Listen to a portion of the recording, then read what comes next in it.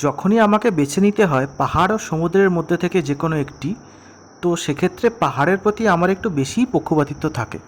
পশ্চিমবঙ্গে পাহাড় মানেই তো নর্থ বেঙ্গল। এই ভিডিওতে বোঝাবো পশ্চিমবঙ্গের কালিম্পং জেলার লাভা থেকে লোলেগাঁও কিভাবে যাবেন, কোথায় থাকবেন এবং কি কি ঘুরবেন। এনজেপি থেকে গাড়ি নিয়ে বা পাবলিক ট্রান্সপোর্টে আপনারা লাভা পর্যন্ত চলে আসতে পারেন। আর লাভা থেকে লোলেগাঁও যেতে গেলে এই রাস্তা ধরে যেতে হয়। এই রাস্তার কাজ এখনও সম্পূর্ণ হয়নি, হয়তো আগামী কয়েক বছরের মধ্যে রাস্তা সম্পূর্ণ হয়ে যাবে, তখন যোগাযোগ ব্যবস্থা আরও উন্নত হবে। আপাতত এই রাস্তা মানে প্রাকৃতিক ভিউটা খুব অসম্ভব ভালো লাগে। তো আপনারা চাইলে এই রাস্তা দিয়ে আসতে পারেন এবং এই ভিউ এনজয় করতে পারেন। এবার আসছি লোলেগাঁওতে আপনারা কি কি দেখবেন।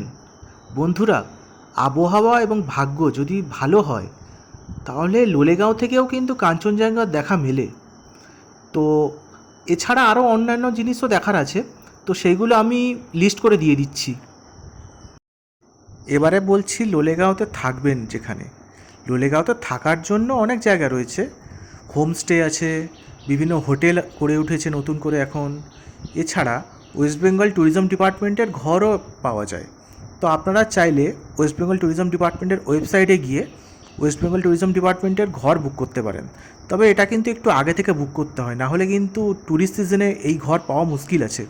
তো আমি ওয়েবসাইটের লিঙ্কটা দিয়ে দিচ্ছি, আপনারা দেখে নিন এবং ফোন নাম্বারও দিয়ে দিচ্ছি আমি।